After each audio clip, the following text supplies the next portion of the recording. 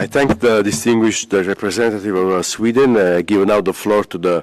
distinguished representative of Venezuela on behalf of a group of friends in defense of the Charter of the United Nations. Thank you, Mr. Vice President. Good afternoon to everyone. The Bolivarian Republic of Venezuela has the honor to take the floor on behalf of the Group of Friends in defense of the Charter of the United Nations. Mr. President, our group of friends attach particular importance to the OCHA's mandate in view of the fact that the political, economic, social and environmental dynamics of recent decades at the global level have triggered major emergencies. Our group of friends takes note with concern of the report of the Secretary General on strengthening of the coordination of emergency humanitarian assistance, which informs the number of people in need of humanitarian assistance and protection has risen,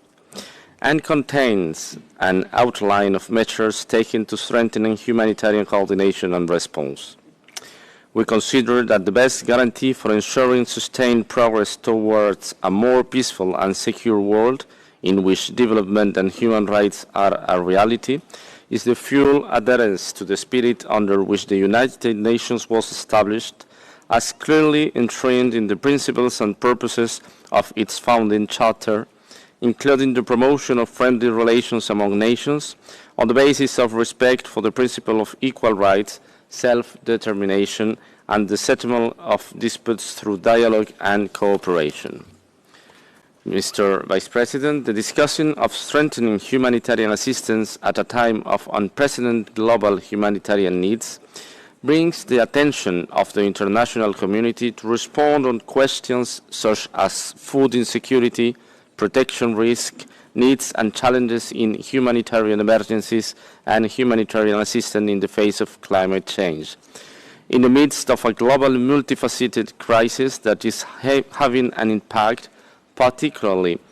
on developing countries, among others, on the economic and financial sector at a time when experts are forecasting a recession of the global economy this year.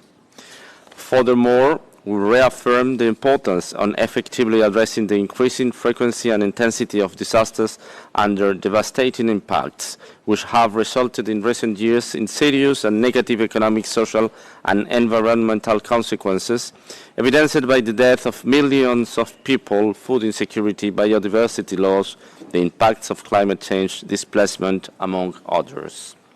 We seize this opportunity to insist that the political, economic and social impact of the systematic campaign of application of unilateral coercive measures against entire peoples in contravention of all norms of international law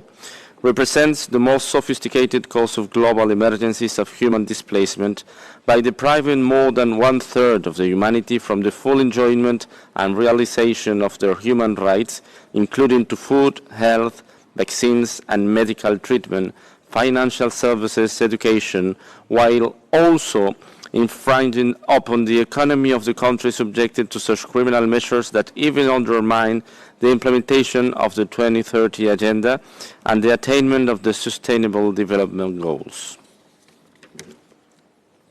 Addressing protection risks, needs and challenges in humanitarian emergencies, particularly the disproportionate impact on women and children. We condemn and reject systematic racism and racial discrimination, xenophobia, and any related form of intolerance, and we reaffirm that human rights are entitled to all human rights as established in Article 2 of the Universal Declaration. Mr. Vice President, while welcoming and encouraging the work of the United Nations in the field of humanitarian assistance, the Group of Friends insists that the best guarantee for the success of its mandate is ensuring full adherence to the core principles of humanity, neutrality, impartiality, and operational independence in accordance with the guiding principles established in General Assembly Resolution 46/182, mindful of the fact that it is only through full coordination and national ownership in a context of maximum transparency that their activities will count on the legitimacy needed for avoiding any risk of being politically exploited by external actors,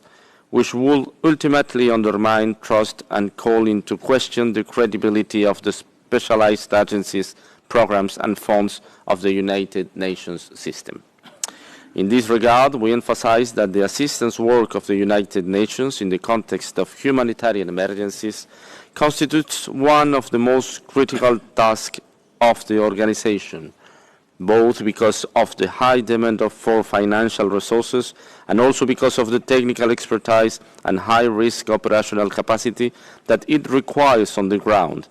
generally as an emergency, which also makes it particularly sensitive in the political and social spheres.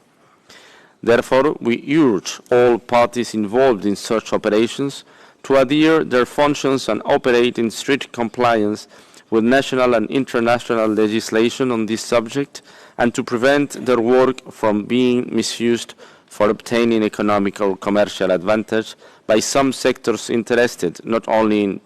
profiting from human tragedies, but also in prolonging them indefinitely, and in moral practice that we strongly condemn. To conclude, the Group of Friends appreciates the work of the United Nations Office for the Coordination of Humanitarian Affairs and reaffirms its willingness to collaborate at the national, regional and international levels, while reaffirming the importance of addressing the issues inherent to its mandate from a perspective of human rights dialogue and cooperation. The full text of this joint statement has been provided to the Secretariat, but I will stop here because of the time, Mr. Vice President. Thank you very much.